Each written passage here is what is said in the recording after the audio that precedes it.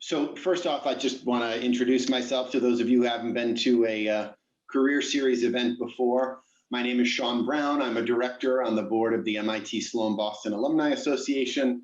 It's my pleasure to welcome you to our 89th career series session. Today's session is on what job search and sales have in common. Before we begin, just want to share a couple of quick tips on making the most of this format. So we are in Zoom. You are welcome to share your video. You don't have to. And you're also welcome to ask questions. We do ask that you use the raise your hand function if you do want to ask a question, and then I will call on you just to keep that all in order. If you want to do side-by-side view, there's a couple different modes that you can do, in the visibility, but I'm just going to assume that you're all pretty experienced in Zoom now that we're, over a year into doing everything over Zoom. And then at any, as I said, at any time you can ask questions. We are going to be recording the session. Tina, have you started the recording? Yep. Okay, it's good. And you'll have a chance to view the recording and the slides after the session. So now I'd like to just briefly introduce our speaker, Kim Littlefield. Kim's a partner at Keystone, which is our knowledge partner for all of our career series events. She works with organizations, senior executives on all of the complex matters associated with career transition and workforce planning. Kim's got over 20 years of experience in training and business development. And prior to joining Keystone, she taught courses and was a senior trainer with Dale Carnegie, teaching classes on human relations, communications, leadership, sales, and public speaking. I'm not sure if I said that she is a partner at Keystone. That has changed since the last time we met. She has a master's from Suffolk and a bachelor's from Bryant University. Thanks, Sean, for the introduction. Thank you all, first of all, for being on early evening. I really appreciate it. I know it's a long day for everyone, and great to have you. So it was interesting when Brett and I were brainstorming topics. I have a business development role at my firm. My role is to bring in new clients for the company. And so I am a salesperson. And really, if I analyze my career, I've been a salesperson since I was 16 years old, when I first sold furniture at a furniture store where my father was the manager. So I won't say how old I am now, but let's just say I've been doing it just over 20 years. So I'm hoping to share some parallels with how sales compares to the job search, because since Keystone does career management or outplacement, which means we work with people who are in transition when they either choose on their own to leave a company or they're separated where it was not their decision. Our job is to make sure that we open up opportunities and doors for them so that they can be their best self and find their best next opportunity in their career. And there definitely are parallels. So I think most of you shared, but I'd love to just get another quick pulse check on where we're at and who we have in attendance. So Brett, if you could just pull up the next slide, please, with the poll. If you could just answer the question, are you employed and always looking? Are you employed right now and actively looking? Employed and thinking about looking? I heard that from a couple of you. Or are you unemployed right now and actively looking? It would just give me a better sense of the mix. I did take some notes from everyone, but just to give me the summary would be really helpful. So if you could take a moment to I'll launch the poll now, okay? Thank you, Tina. Thank you, Tina.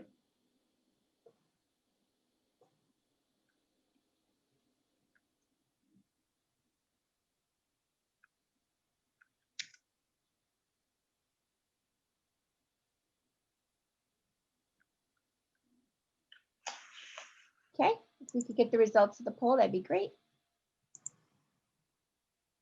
Okay, I love that. The top answer, I'm employed and always looking.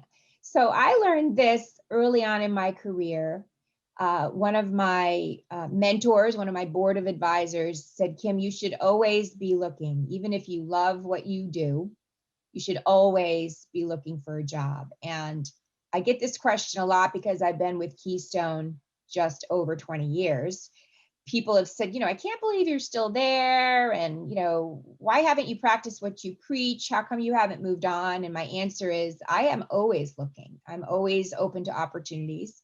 And I've had 4 job offers over the past 20 years that I've actively pursued and had in hand and signed on the dotted line. I don't know if my boss knows this, but I have decided that at the time, the research I did, the networking I did, the interviewing I did, all led me to a place where at that time of my life, I thought that was the best next step. And then it didn't work out for a myriad of reasons with each one. And it didn't work out so that I could stay at Keystone. And now that I've been here for a period of time and worn, a number of hats and been on a number of committees and just grown and developed in this role, I realized that this is where I should be. And there's no hesitation about that because I've done my homework and I've done my inner pulse check. I've done my soul searching. I've asked the questions of others. I've asked for feedback from others. And I come back to this is where I should be right now. Now, I'll share with you that might change because Keystone has also gone through a change. We were a privately owned business. We're now owned by a private equity firm. And those of you that have been in that world know that that could change, right? So I have to think about how, as much as I love what I do, and I think I have job security, I don't know if I do because I am still vulnerable. I'm vulnerable because I'm older, right? Today, 40 something is old. I'm vulnerable because they might not want my style. They might be looking for somebody new when they sell. So I have to constantly be looking, constantly be thinking. And I really want to encourage all of you to think of yourself. If you could go to the next slide, please. Think of yourself as, and can we close the poll, Tina? That would be great so we can see the slides. Thank you. I'd like for you to think of yourself as the CEO of your own company. And when I first learned this concept, I felt very energized by it because, like, wow, I'm not a CEO, but in my youth, I was like, doesn't that feel good? I'm the CEO of my own company. I'm representing myself. And there's something very freeing about it. It puts us in charge. It puts us in the driver's seat, right? We're in charge of our own career, and wherever we are, whether we're in transition or we're well employed, what happens, we have control over. So that's really the mindset. If you could think of yourself as someone who has a very valuable service to sell, then, or a product to sell, however you want to look at yourself, a service or a product, doesn't really matter, then it can be very freeing because we all have a lot to offer. Next slide, please. So I did a lot of research on sales processes. There's a million of them out there, and I've been in sales so long, I could probably write my own. This is one that I found really does parallel the job search.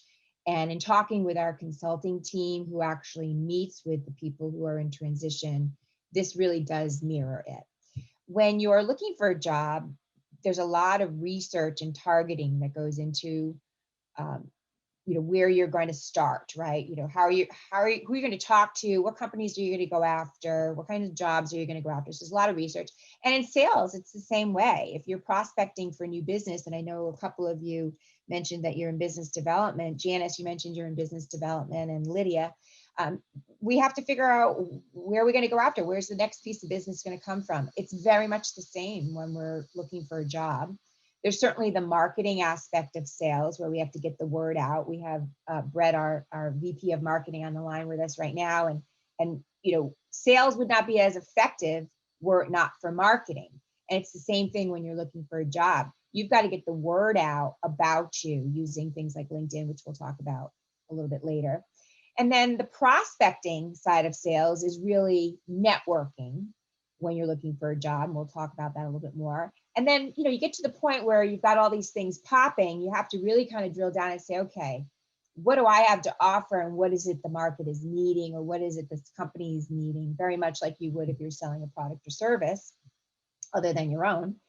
And then there's the sales pitch, which is really your interview, and then overcoming objections where they say things like, I'm not sure if you're the right person. We're not sure if we're going to move you to the next stage of the interview process. And then, of course, the close, which is the negotiating process where you accept or decline an offer. Next slide. So let's talk about the research and targeting. Keystone really has a different mindset when it comes to research and targeting, which is, where do you want to work? And I think when we first meet with candidates, they're like, oh, who will take me? Who will take me?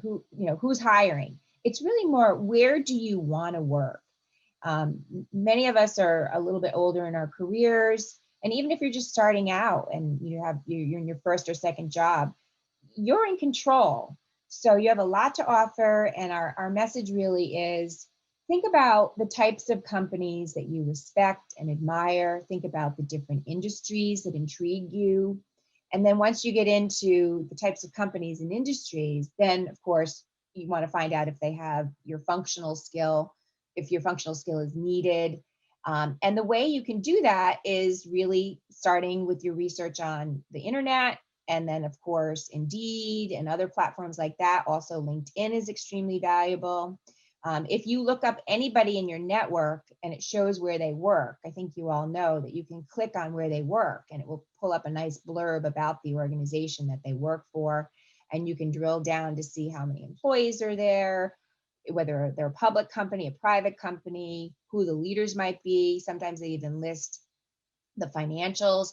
So doing your research on where you want to work can be much more empowering. When we deal with candidates who have been in the search for a while, they share with us that it's been very frustrating. It's taking much longer than they would like. It's a roller coaster ride. And what we've learned is if you could put yourself in charge with where you want to work, it's very, again, empowering, very much like the mindset of being your own CEO. Next slide, please. So after you've done your research and you kind of have an idea of where you want to work, of course, you need your collateral material, which is your marketing material in order to be in the game. And I'm assuming everyone has a resume. One of the other things we say is always keep your resume updated, dust it off. Again, you could be very happy in your job, very well employed, but there might be an opportunity that presents itself and you want to be ready to go. Again, that's something we see when we first reach out to our participants who lose their jobs. They're in panic mode because they haven't done a resume in 20 years. They haven't added any of their accomplishments and they don't even know where to start. So they start to get all stressed out and, discouraged out of the gate because they know that that document is important, and it is important. So I would encourage you, if you haven't looked at yours lately, even if you're not in the search, to dust it off and take a look at it. And a great time of year to do it is when you have your performance review, so that you have those accomplishments fresh in your mind. And remember, the resume is not just a list of what you've done, it's really a list of what you've accomplished and written in the past tense. So you can use phrases that your bosses shared with you. You can take things right off of your performance review. I have an Atta Girl folder that I keep, and I try to, remind myself at the end of the year of all the great things I did, because it's so easy to forget. And then I just add them to my resume, so I know that it's current. So it may be a CV for some of you who are in different roles. And I know internationally, it's oftentimes a CV. For faculty members, it's oftentimes a CV, but it's basically, the same type of document. CVs are much longer, but updating it can be, really daunting. And if you have not updated it in a while, an exercise I can recommend to you is to sit down with a friend who also hasn't updated theirs. Grab a cup of coffee, do it over Zoom, and help each other out. Because I always say to my friends, I could write your resume, no problem, and you could write mine, no problem. But when you sit down to write your own, it's like that blinking cursor, like, oh my goodness, where do I start? I know I've accomplished a lot, but I don't know what that is. So the Attaboy or the Attagirl folder really will help. And then, keeping the resume current is critical. So once you have the resume done, the other two documents are super easy to get into place. LinkedIn is much less formal than your resume. It really should reflect your personality. And Colleen on our team, who's on the line, is our LinkedIn guru, and she does a fantastic workshop on LinkedIn and your job search. But there's all sorts of research, even on LinkedIn itself, on how to make your profile more effective. The number one thing I would suggest is have a photograph. Really important. Many people don't. Some people are afraid to put a photo because they don't want to look, people to know how old they are. Some people just haven't taken the time to do it. You really need a photo in order for people to know that you're a real candidate looking for a job. So if you haven't done that, I would encourage you to do it. The other thing is to make sure it's not one of those photos that you take with your phone on your own. Have somebody else take the photo for you so that it's professional looking. You don't need to have your body in it. It's just your headshot, from here up. But it's absolutely critical because recruiters are looking at LinkedIn and you get into their feeds whether you know it or not. And having a photo is absolutely important. The other helpful hint for LinkedIn is to have keywords in there so that you can be found. Dave Denaro on our team, who's actually given another presentation, shared with us an algorithm that LinkedIn has. So just like when you do a Google search, you know how there's certain things that pop up on the first couple pages? It's the same thing with LinkedIn. So when someone does a search, keywords in your profile encourage you to be brought up to the top in addition to your usage of LinkedIn. So having keywords, like if you're in human resources, having the word human resources on there numerous times will help. And then the other piece is to make sure when you're on LinkedIn, once you get your profile updated, reminder, by the way, if you're updating it, you can slide the little button so that no one will see that you're updating it. Otherwise, it sends out an alert to everyone that you've updated your profile. So just remember to turn it back when you're done editing it. But once you're on LinkedIn, the more you are active on LinkedIn by posting, commenting, sharing, the more you are marketing yourself. So even though you don't think of it that way, you actually are, because the more you are visible to other people who are on LinkedIn. So that's my little LinkedIn tutorial, and Colleen can tell you much more. The other document that we found really helpful is the networking profile. I'd love to just see in the chat how many people are familiar with the networking profile. Does everybody know what that is?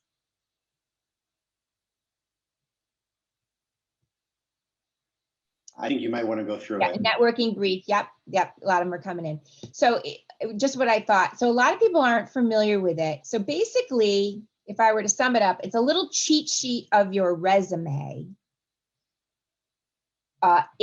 We even use like a half sheet, okay? So when you are networking, and it used to be when we're going face to face, people would keep it in their little binder and hand it to the people they were networking with. But what I would say is, you would, before you're doing your virtual networking, you would send your networking profile to the person that you're meeting ahead of time, so that they can see a little bit about you without going into your full resume. And usually what we include on there is companies that you're targeting, industries that you're targeting, people that you're targeting, okay? And a little high level about your accomplishments. So again, think of it as a cheat sheet of your resume. It's really powerful. And I've just found when you're networking with people, not everyone's taken the time to read your resume, even if you've sent it, even if you brought it. You're not going to bring out your big resume in the middle of a meeting and expect them to read it. So the networking profile is really helpful. And what most of our candidates have been doing right now is adding their photo to it. It used to be years ago, people didn't think that was professional. Now it's professional. I think with social media, people want to see who you are. They want to see your face and know you're a real human being. So the networking profile is absolutely critical. Again, the key parts are your summary, industries that you're interested in, companies that you're interested in. So just as an example, if I were to have a networking coffee with Sean and I hadn't met him yet and he was looking for another opportunity, I could look at that and say, oh, Sean, I see that you're interested in working at Bain Capital. Well, that's interesting.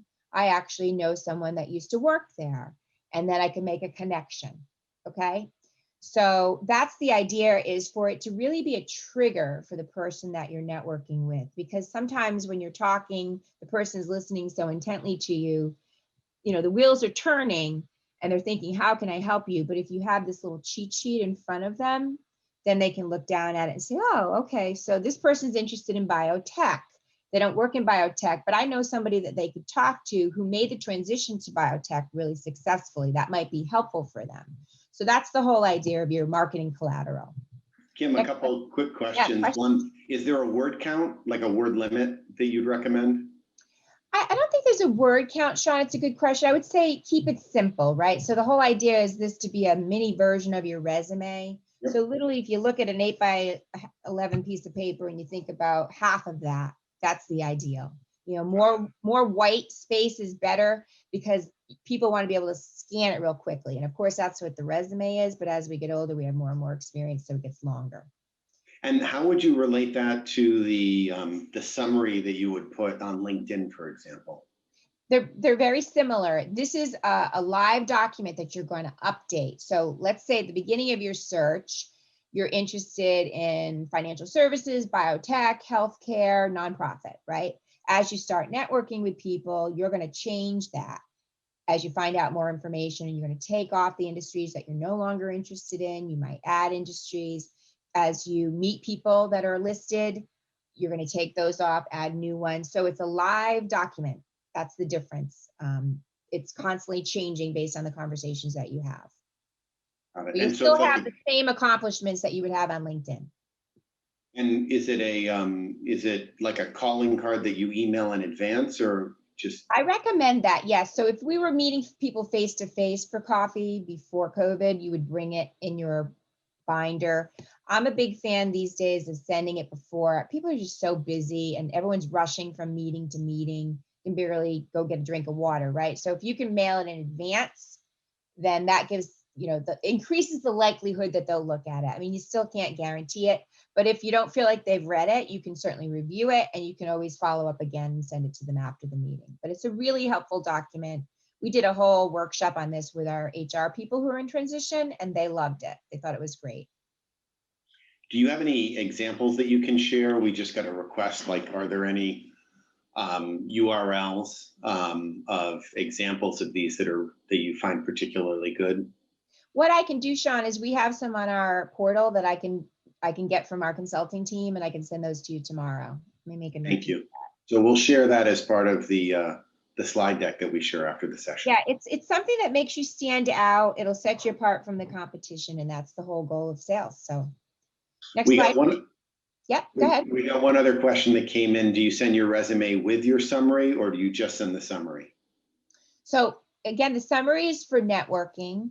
And so I would say send your summary, meet with the person, and then you can always follow up with your resume. I think it just makes it easier on the person that you're networking with. And Kim, I realized that I wasn't completely clear when I asked about LinkedIn. I was talking specifically about that like 5 to 7 sentence summary piece that's at the top end of your LinkedIn. A lot of people nowadays will oftentimes just Google and a LinkedIn profile is the first thing to come up. But I don't recall seeing what people are looking for in that summary. Do you recommend that they might put that in there, or any other thoughts just in terms of how you might modify the top part of your LinkedIn profile to reflect that you're looking and what you're looking for? Yes, so that's a good question, Sean. So I have actually seen people put in their heading. I'm not sure the technical term, Colleen would know this, but under your name and your photo, there's a section where you can put in your title and then a few key areas that you're known for. So I've actually seen people put in that they're looking for opportunities. You could do that. You could also make sure that the areas that you list are the areas that you're looking for. And say that you're open to opportunities. So there's a couple ways you could do it. Again, you want to get the keywords in there. So if you're in business development, you obviously want to make sure business development is in there. If you're a scientist, you want to make sure that's in there. So the keywords are really important. So it's going to take a couple drafts to get it right. And sometimes you have to go back and add or subtract, but it's almost like you can't get the words in there that are needed enough. Obviously it needs to read well, but you do want to make sure it's populated with enough of the words or the jargon that you're going after. One other question that came in was regarding length of resume. Now with LinkedIn, is there still like a maximum length? I mean, it used to be 1 or 2 pages, but how has that changed? So it's still, if you've got any, few years of career experience, you're going to have, definitely a 1 to 2 page resume. As you get into, your 3rd, 4th job, you're absolutely going to. I mean, there's ways to limit it, and you could put, like, especially if you change careers, you could put other experience that's pertinent. But it's probably going to be about 2 pages. You know, anything longer than that, I think is excessive, but there's ways to get it to that mark. Sometimes when people come to us, they've got 3-4 pages and we really have to cull it down. I think if you're a brand new into the marketplace, you can get away with 1 page. You know, obviously you're going to have your education on there. You're going to have your, you know, some of your goals and accomplishments on there. But as you get on to your career, you're going to have like a 2-page resume, and that's okay. Thank you. Next slide, please. So this is part of your marketing as well, which is your 30-second commercial. Many people know of it as the elevator speech. And, you know, just a fun story about how it was coined the elevator speech is there was a person who got into the elevator at the top of a building, and the CEO got in the elevator at the same time, and they were thinking to themselves, oh my goodness, I have to come up with what I want to say before we hit the bottom bank and everybody gets out. So that's how it was coined, the elevator speech. We call it the 30-second commercial. And there are really important parts. Your 30-second commercial is how you introduce yourself. So it's basically what we did at the beginning of this meeting. And the reason it's 30 seconds is because we want it to be conversational. We don't want to bore anyone. And there are key components that are important for you to stand out. One of my best recommendations is for you to leave yourself a message on your phone to see how you sound. And you will probably not like how you sound. For whatever reason, none of us like our own voices. What's nice is you'll hear how verbose you might sound, or how you're not succinct enough, and you'll change it, right? And so you'll do it a couple times and you'll feel much more comfortable. That way, when you go to another meeting or you have a networking one-on-one and they ask you to tell them about yourself, you would be able to relay this answer much more easily. This is something that you're going to use all the time. So you might be sitting in the chair at the barber or your hairstylist, and they say, so what do you do? And you answer the question. You might be at a soccer game talking to a fellow parent, and they say, so what do you do? You might be at an association event online or hopefully in person at some point, and someone says, well, what do you do? Like we did today. So key points are, who are you and what do you offer? Okay. And that could be as simple as, you know, your name and your title, or the impact that you might have with what your work is. What are the main contributions you make? And then what is my superpower? This is one that my friend Mary at Keystone uses. I love it. It's what's your secret sauce? What makes you unique?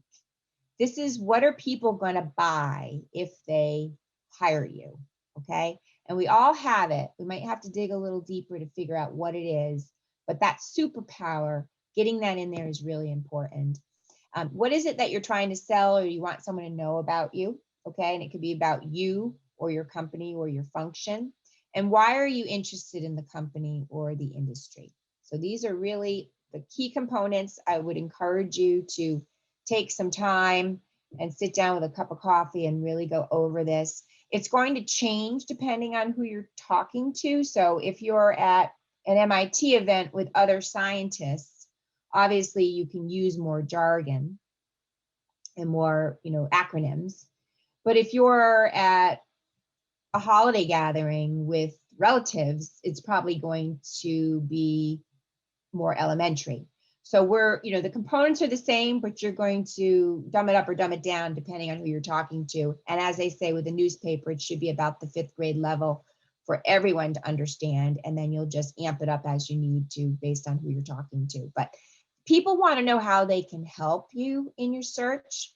And we want to make it easy for people to help you. If they understand what you do, they'll be able to help you. If we use too much jargon and industry language that the layperson might not know, then their mental Rolodex isn't kicking in where they're thinking, okay, I don't know who to introduce this person to. I don't know who they might want to talk to. So the more simple we can make it, the better. Is there anybody on the line that would like to share their commercials? Anybody that's used it recently who would feel comfortable doing it? If so, we'd love to hear from you.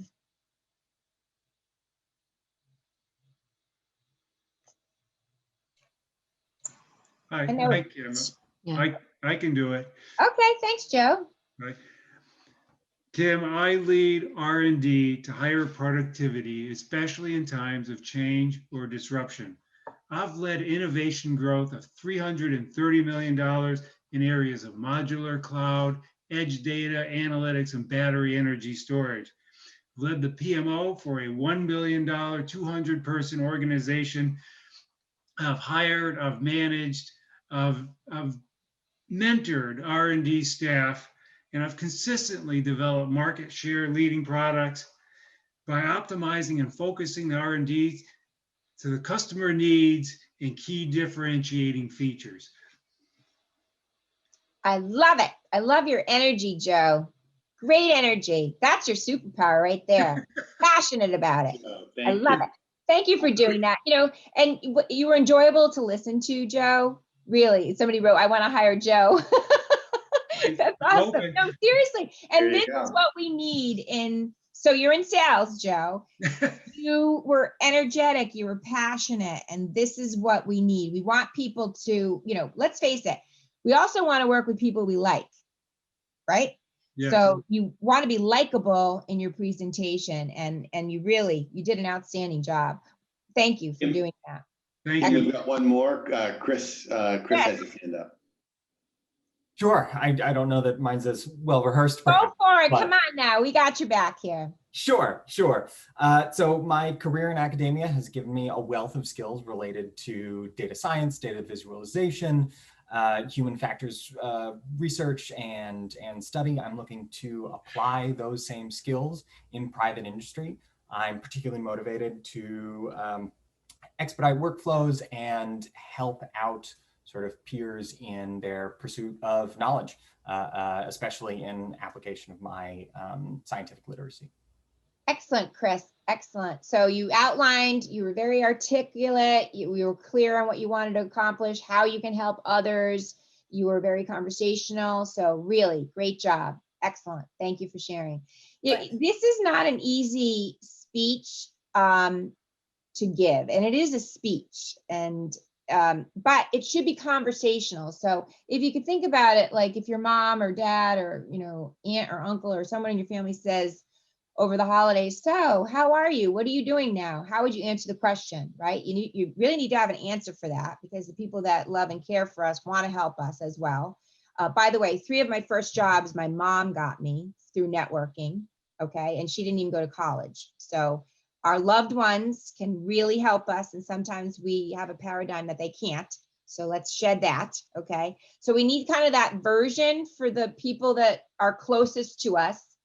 And then we need the version that the professional people, your mechanic, your plumber, your electrician, your financial planner, your mortgage broker, all those people in your life, right? Those people are so valuable in your search because they see and meet with so many people.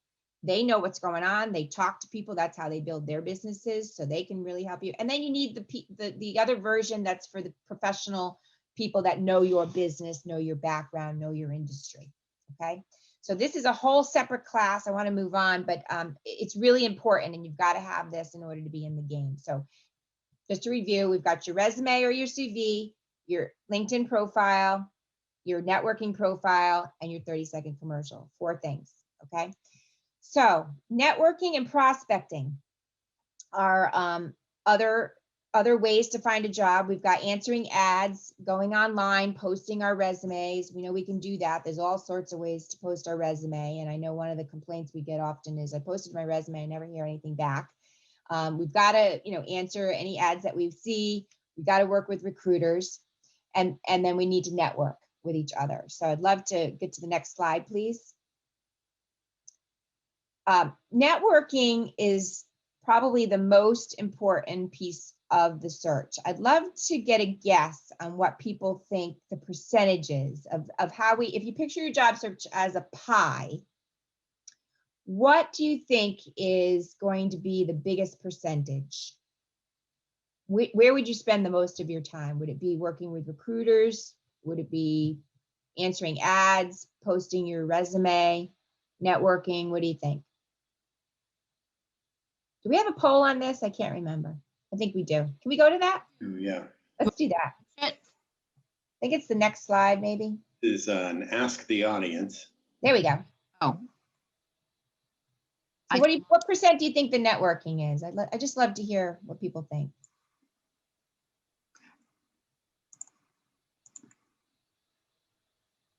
I've just launched the poll. Thanks, Tina. I put it out of order.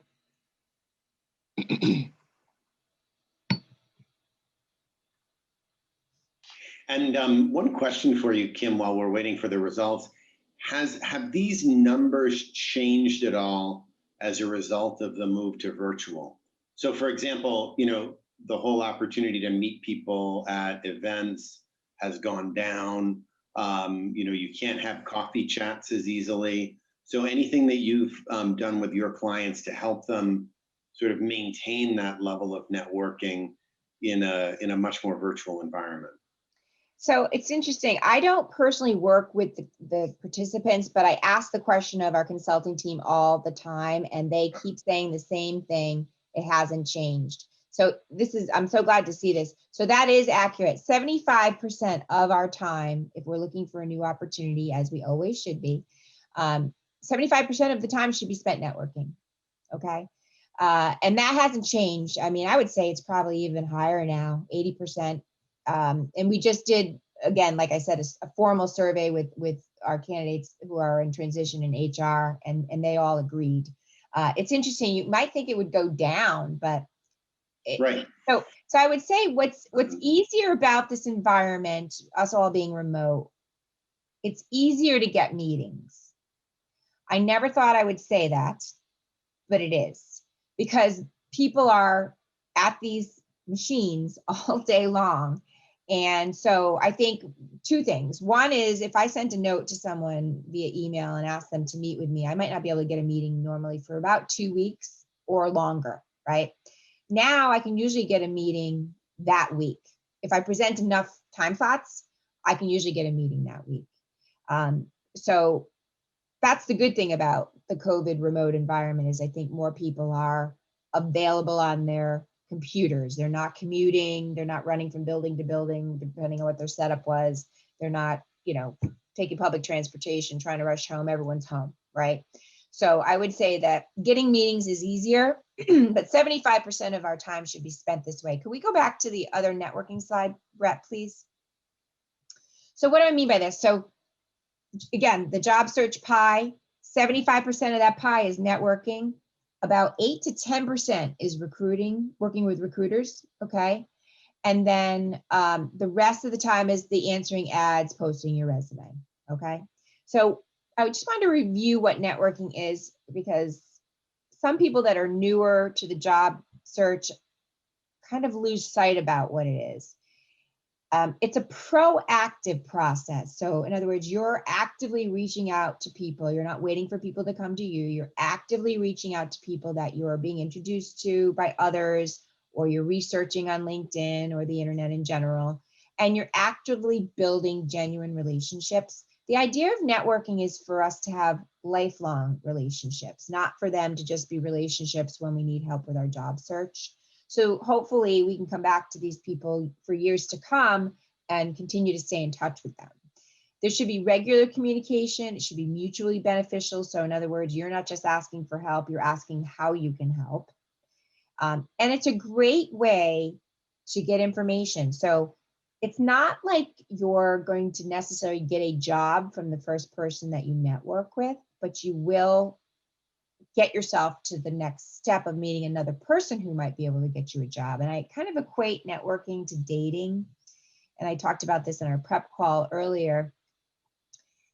If you were to go on a first date, you wouldn't ask that person for their hand in marriage. So just like you wouldn't go for a networking coffee, whether it's virtual or face-to-face, and expect that person to give you a job. But sometimes people think that that's what's going to happen. So they get a little confused about networking and interviewing. Networking is really building relationships, getting advice, getting feedback, getting ideas, getting information, resources, however we want to phrase it. But it's really learning more about them, their company, their job function, the marketplace, career advancement, resume advice, ideas on how to transition industries, ideas on how to start your own business, buy a franchise, go into consulting, how to retire and be happy. I mean, there's all sorts of reasons to network. And then I always say to my HR clients, once you land, you want to keep networking, because that same group that helped you find your job can be a great resource when you're working on projects and you need ideas on how to do what you haven't done before, or you've lost top talent and you need help finding people to fill those roles. I mean, so keeping our network alive is really important. It's really based on the foundation of how can you help, not what can you get. So I just want to reiterate that. Really, really important for the networking. Next slide, please. I think we have to skip over that. Yep. Okay, so this is an interesting slide that I've used in sales for years. Many times when we have new salespeople, they'll say, boy, you know, I reached out to so-and-so so many times and they never got back to me. And the answer, the question back is, well, how many times have you reached out? I'll give you a real example. I had a meeting with someone at Harvard University who I hadn't talked to in quite some time, and they had a need. They had a need for some conflict resolution coaching. And they were all excited about it, and they didn't know we could be a resource. I followed up immediately after the call with some information and pricing, which is what they asked for. I followed up, crickets. I followed up again, crickets. I followed up again, crickets. Almost a month later of literally no response to my follow-up, I then got an urgent email yesterday saying, do you have any time tomorrow to talk about this conflict resolution? So that was 6 times that I followed up on something that was hot, like they wanted me, okay? And I just had the conversation today. So that's just one example. I have one customer that's been a longtime customer that I tried probably 20 times. I just didn't take no for an answer, And that's what this slide shows. It's very much the same in your job search. There's also a fine line between being a pest and being pleasantly persistent. But if you look at this slide, 80% of sales are made on the 5th to the 12th contact. Now, even though I've been doing this a long time, that still fascinates me. That's a lot of follow-up. So if you're feeling discouraged in your search, like you're not getting to that interview stage, or you're interviewing and you're not getting to the next step, or you're getting to the next step and you're not getting the offer, you just have to say to yourself, it's a numbers game. It's a numbers game, and you're one step closer to yes. And Lydia, who knows Dick Knight, he always used to say that. He used to say, I'm just one step closer to yes. This person is my friend. They just don't know it yet. So that's what the job search is like. It's a lot of grunt work. It's a lot of tedious follow-up. If you don't have a contact management system of some sort, like we use Salesforce at Keystone, there's other systems that you can use, but you want to keep track of who you followed up with, how you followed up with them, and how frequently you followed up. So one of the questions we often get is, I reached out to Sean on Friday and he didn't get back to me. So how soon should I follow up again? And the rule of thumb is a week. A week is a good time. And when you follow up, you wouldn't follow up to say, hey, Sean, I wrote to you last Friday and you never got back to me.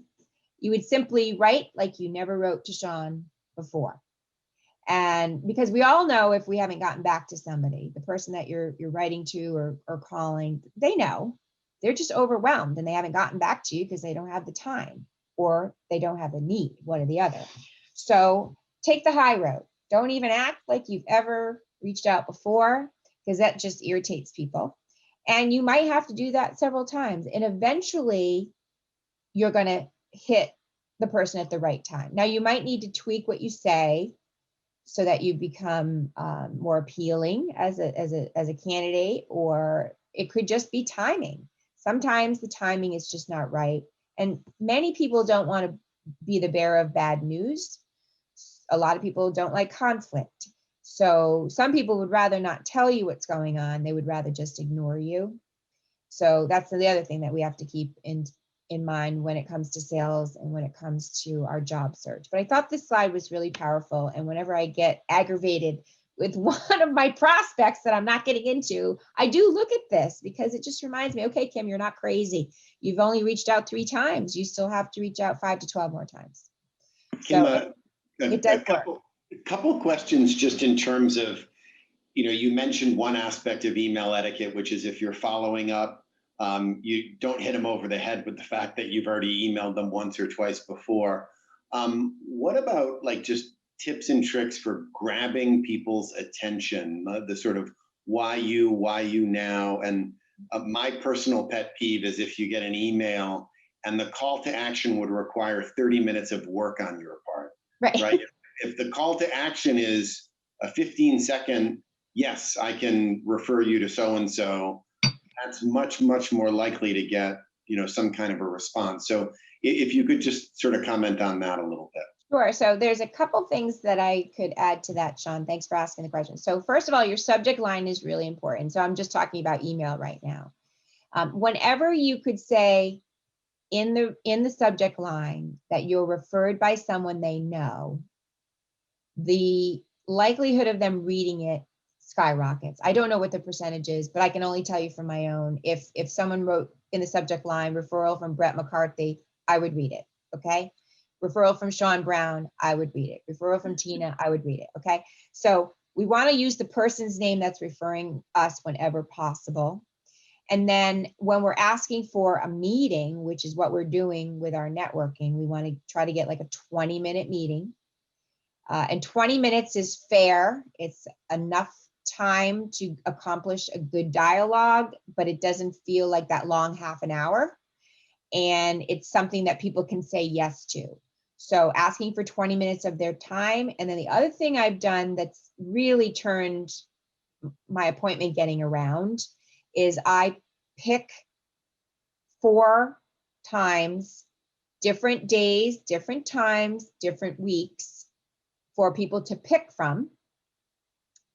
They pick the time, and then I immediately follow up with an invitation to Zoom or a phone call, depending on what their preference is. So, and that way, like to your point, Sean, it takes them 30 seconds. They pick the time, and then I follow up and do all the work, and it's on their calendar, and they accept. So that's been huge. I would advise doing that. It takes a little more time on your part, but again, you're more likely to get the meeting. And sometimes they write back and they say, okay, none of those times work. Could you send me times the week of April 15th? And then you just follow up with different times. So that's been really successful. The other thing I've learned is to try to mirror their form of communication. So some people are so inundated with email that if you sent them an email, it wouldn't get seen for a while. Some people prefer the voicemail now. I'm hearing that more and more frequently, that the voicemails are so much fewer and far between that they stand out more. So you could try that. We sometimes use both. I have done that quite frequently where I will leave a voicemail. And the reason I leave the voicemail is I want them to hear my voice, and I want them to hear that I'm a professional person, I'm a nice person, for them to become familiar with my voice. So they're starting to get to know me. And then I will say that I will follow up with an email. Okay. And then when I write the email, I will say, per my voicemail, as promised, I'm following up via email. What I like about that method is, of course, what I just mentioned about they're starting to get to know me, but also they can latch on to the form of communication that they prefer. So I don't pick up the phone during the day. I unless it's a colleague of mine, if I don't know who it is, I'm not picking it up. And I would venture to say most of us are the same way if they're not in our contacts, right? So the person can pick the form of communication that they prefer. If they prefer email, then that's how they'll respond to you. And then you want to make a note of that so that you know in the future that's how they would prefer to communicate with you. Okay. And some people prefer the voicemail. I also have some clients who prefer to text. So I've got a bunch on my phone just from today where they're like, sorry, I didn't respond to your email. I've been in meetings back to back. And they text me what they need and I write right back to them. So it just depends on what works. And I think you just don't know until you get to know the person, and they'll usually lead the charge with that effort. But it is important to put something that's catchy. Try to go through your email after you write it and ask, how can I make it shorter, right? You really only want a few lines, quick, quick, quick. You don't want to give the farm away, as they say. So, sometimes when we get sales letters or emails, they have so much information in there. It's just overwhelming. We don't care. We don't know the person. We don't have a need yet. It's too much. Same thing when we're looking for a job. You don't want to tell them everything about how fabulous you are. You want to leave a surprise, right? So just enough about you to intrigue them, okay? But again, if you can get a referral in without going in cold, that's going to increase the likelihood of them. And you would do the same on a voicemail. When you leave the voicemail, you would say, Sean Brown from MIT Alumni Group suggested that I give you a call. My name is Kim Littlefield, okay? So always use their name first. Any other questions about this part of it? No, but one other thing that's come up in the past is just time of day, day of week. Yes. Coming back to your sales analogy, we get emails at all times of day, and sometimes the one that hits your inbox at 11 o'clock at night is the one that might get read or opened. Do you have any tips or tricks there? I do, and I think because we're all working crazy hours, we really have to figure this out. It's a little bit skewed. Prior to COVID, when we were working what I would say normal business hours, I was a big believer in Friday afternoons. I could usually get a hold of people because people were at their desks wanting to wrap up before the weekend and trying to plan their next week. And I was one of those people. So I, with my prospecting, found getting a hold of people on Fridays was very, very successful. Now, they didn't want to pick up the phone on Friday, but they would respond to an email on Friday. So that would be a suggestion. The other suggestion is Monday morning. A lot of people they've already dug out and they're starting off their week fresh. Many people reserve Monday morning to just kind of get going and get ready for meetings that they might have later on that morning or later on that afternoon. The other thing you can do, and I do this a lot too, is I draft something at night when I'm at my desk and I delay the send to like 7 a.m. in the morning. So to be respectful, they can still see when I wrote it, but I don't really care about that. I just don't want to be bothersome in their off, what I'm assuming are their off hours. So you could get it in so it's at 7 a.m. Most people start somewhere 7 to 9 a.m. and it's more likely to be seen before they get inundated. So those would be my tips on the email times. Any other questions? All right, back to you, Kim. Next slide, please. So when we talk with our sales team about what the biggest obstacles to networking or prospecting are, it's really making it a priority. So putting it on your calendar and sticking to it and doing it. I have a block on Monday afternoon from 2 to 4 where I do my prospecting. And I find when I have been lackadaisical about it and let people book over it, or I pick up the phone, or I do something that, I'm supposed to do outside of my prospecting time, it doesn't get done. So in order for you to network, you've got to get networking meetings. So you need to make the time to do that. And there's not a one-to-one correlation, unfortunately, with our outreach. So we can't say, okay, I'm going to reach out to 10 people, I'm going to get 10 meetings. It's probably like, I'll reach out to 10 people and I might get 2 meetings. So we have to have our activity up when we're looking for a job. And, there's all other things that play into it. It's how much they have on their plate at the time, whether or not they have a need for your expertise, whether or not they just got back from vacation, back from a leave, somebody else is out on vacation or on leave. I mean, there's all sorts of initiatives that people have where they just don't have time. So making it a priority, scheduling it, because what we don't want when we're in our job search is to start the search on Monday morning with a big goose egg, with no meetings, no one to call, no one to reach out to. So what I would advise is, especially for Monday mornings when it's overwhelming, is to have people in your network that you know would take your call. People that you could talk to that can get just kind of pick you up and dust you off and tell you that you're going to do this. You're going to make this work. We all have people in our network that we can call and trust to do that for us. And if you don't, think about classmates, think about former professors, former advisors, former colleagues. I mean, what's great about COVID is we have more time at home where we can start reaching out to people that we haven't seen in a while and reconnecting. I know a lot of people are doing that. So having somebody on a Monday morning to call if you don't have anybody, booked for the week can be really helpful to get you charged up and going. So making it a priority is really important. The other obstacle obviously is getting in the door. So whenever you can warm it up and get someone to refer you, that is absolutely the way to do it. So at the end of your networking meeting, the most helpful thing you can do for yourself is to ask who else they know that you might talk to. So who else in your network do you think could help me with that idea that you had about transferring to biotech? Or who else do you know that recently got back into the job market after raising children and was successful? I know you mentioned, someone at Fidelity. Who at Fidelity could I talk to? So you want to have that referral question is what we call it. And I do that at the end of my sales calls where we've been doing work together. I say, we really had a great project together. Who else do you know could use the services that we offer? Who else should I talk to? And that's what you're doing in your job search. So the other way to increase your networking is to stay top of mind, and that's with people that you've already met. So I'd love to just hear from people in chat.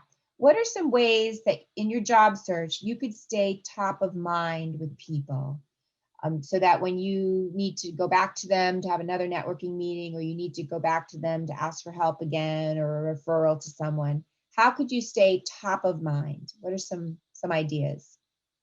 If you could just type that in chat, we'd appreciate it. Great. Some great stuff here. Okay, so could we read through some of these? So I've got one, send an article or a podcast of interest. I love that. Liking LinkedIn posts was another one. Sending Okay. links to relevant articles is another. Great. Those are all really good. Excellent. Let's pull up. We could put commenting, sharing, liking all under the whole LinkedIn thing. Yes, very important to do. Excellent. Brett, can you share the next slide, please?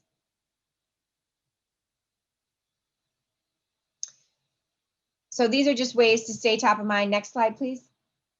So this is a brainstorming list that we've gathered the last time we've done this presentation, and just things that I've added and my team has added. So COVID touch base. I mean, we all have it in common. And we're all suffering in some way. So I just find when I reach out to people and say, hey, I haven't seen you since COVID started, or hey, I was just thinking of you and hope, you're surviving COVID. I mean, it's just a natural way to reach out, and people appreciate it. People can relate. You can pick the common denominator. I have 2 teenagers who were remote forever, it seems.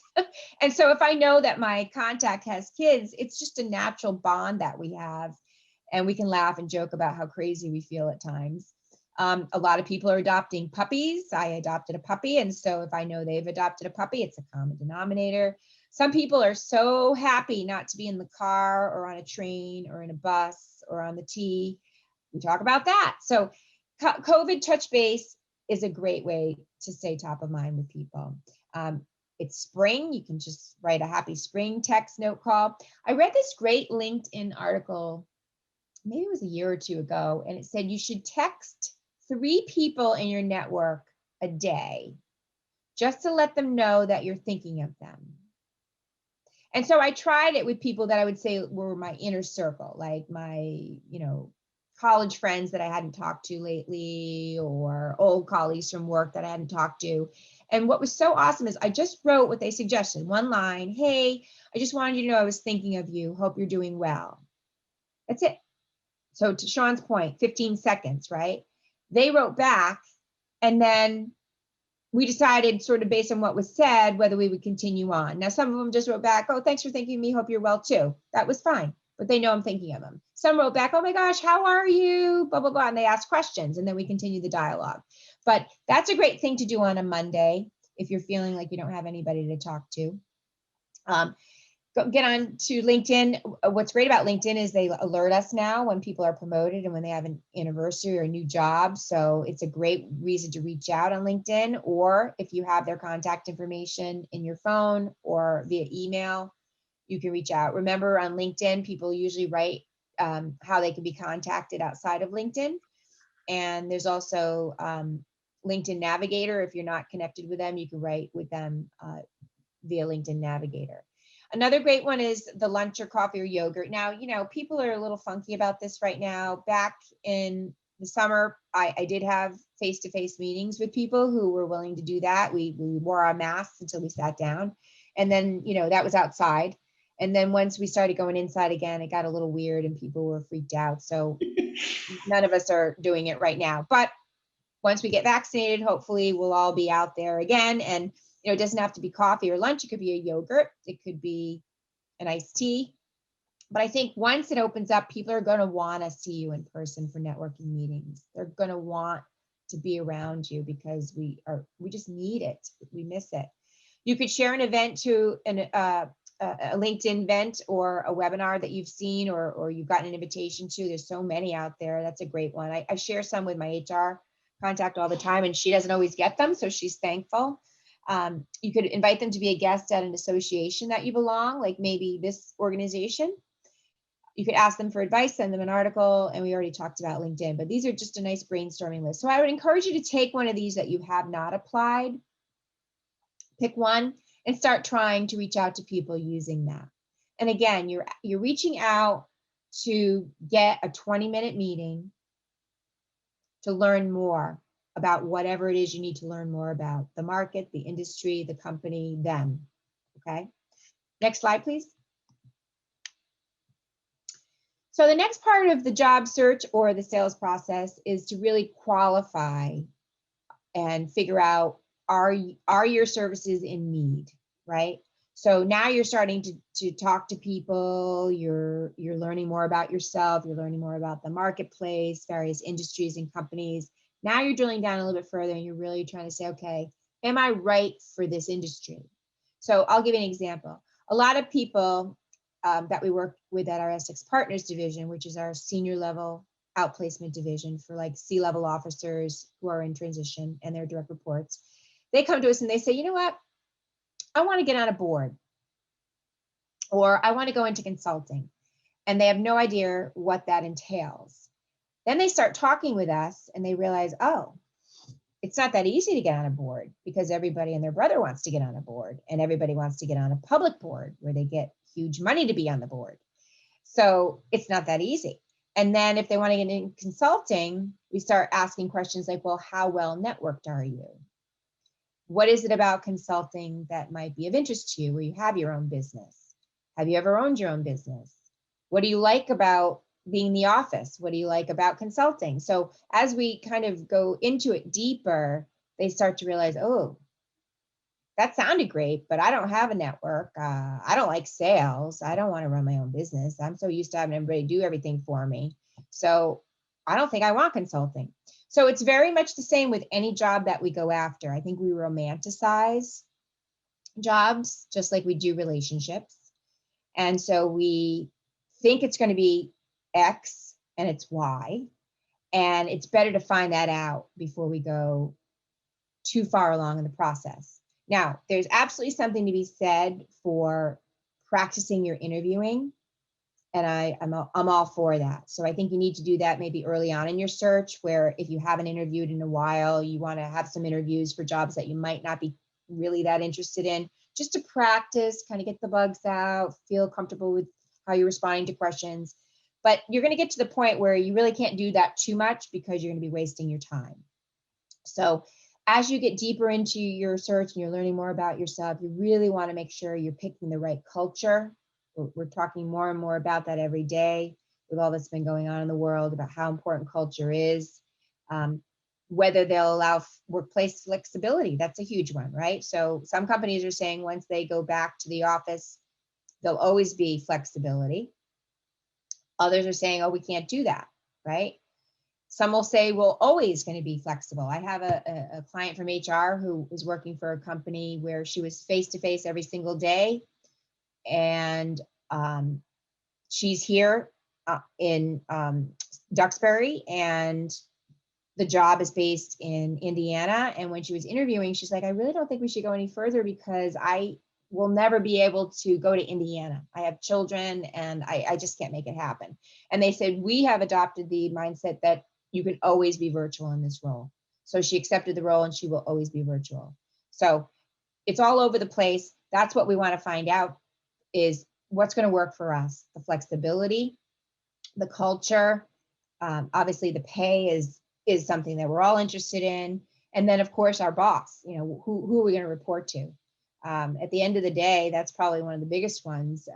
If who we report to is what we live with every day, whether we have flexibility or not, and regardless of how much money we're making. So who are the leaders that we're going to be working for and with?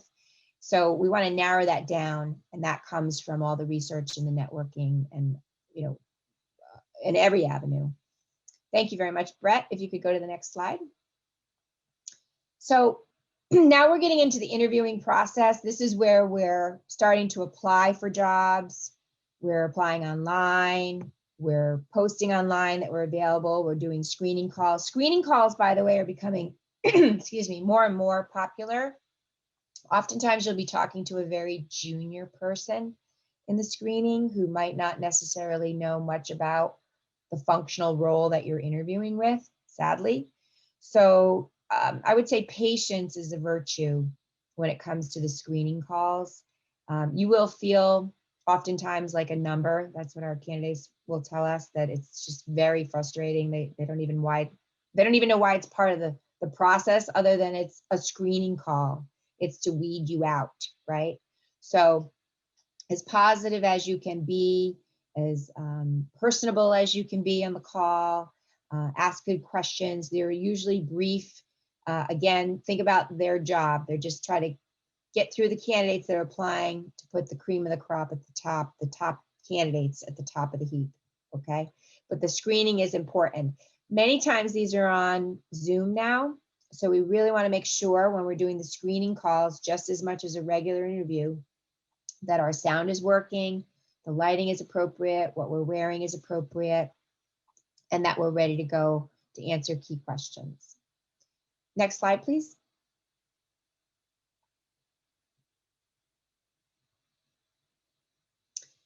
So the interview process, so this is your sales pitch, right? This is where you've done all this hard work to get to this point, and you really want to make sure you're prepared. The best way to be prepared is, of course, to do your research on the company first, but then also get your stories ready. So you're going to be asked certain questions like, tell me about yourself. The reason many interviewers, we joke at Keystone, the reason many of the interviews ask you the question is because even though they were supposed to read your resume from the recruiter that they got it from internally or externally, they didn't. So they're going to have you do the work for them and have you tell them all about you. So the tell me about yourself question or statement is really about 2-minute response. So your 30-second commercial is 30 seconds. It's an expanded version of your commercial in a 2-minute format. You're really answering who you are, why you're so talented, why they should consider hiring you. All right. And then the stories are everything that you're going to, it's going to be how you frame your questions. So many of the interviews today, most of the interviews today are behavioral based interview questions. So they want you to give an example of how you did something. So Brett, can you please give me an example of how you were under pressure to meet a deadline and how you handled that? And so you would have a story about how you, Brett, did that, okay?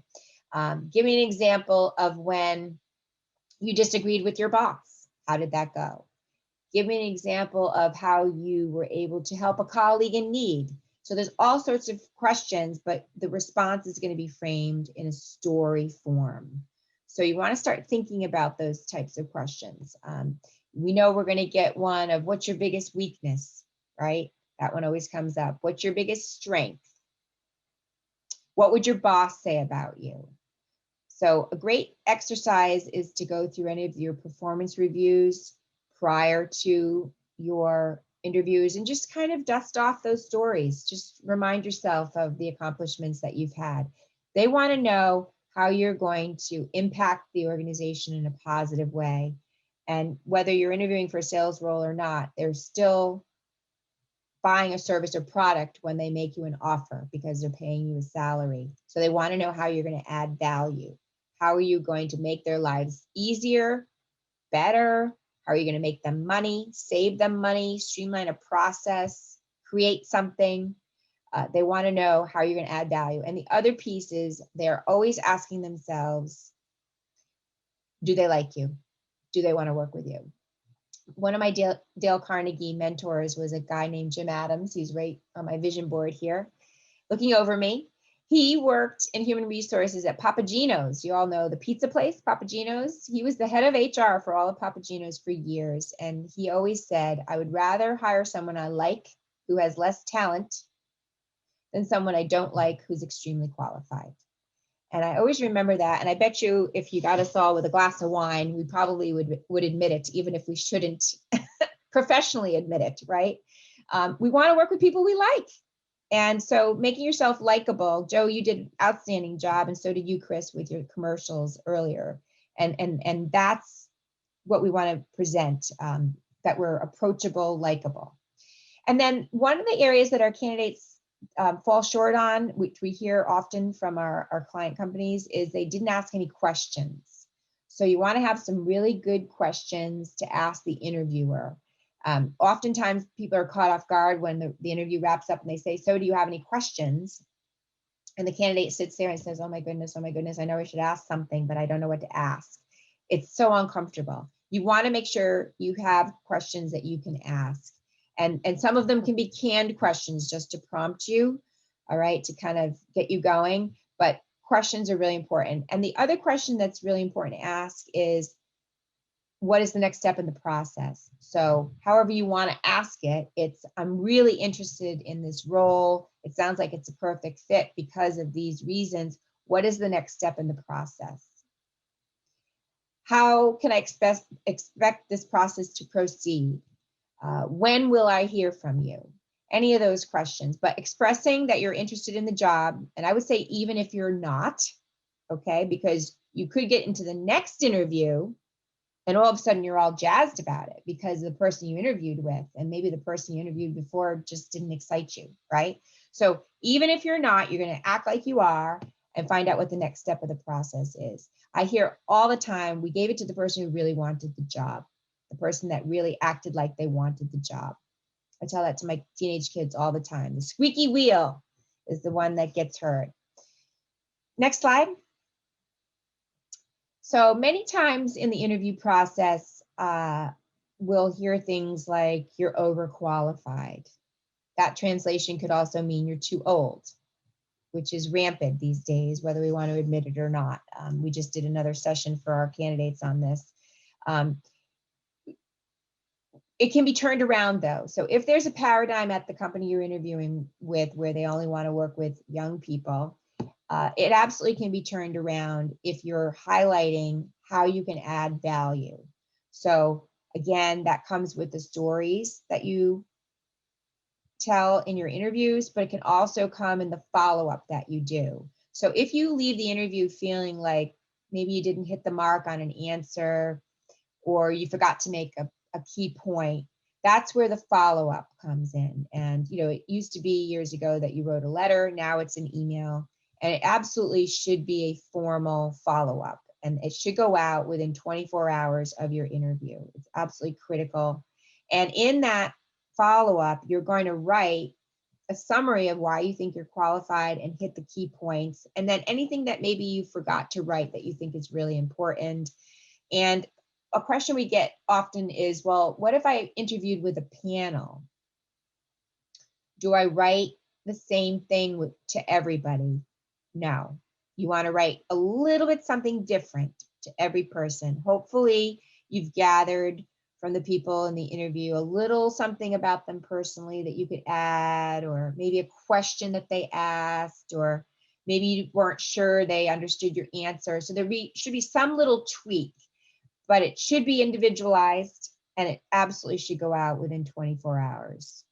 People do share them. That's why I'm suggesting that you not make them cookie cutter.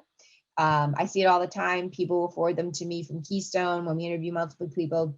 I got this note. What kind of note did you get? You don't want to be the one that wrote the same note to every single person.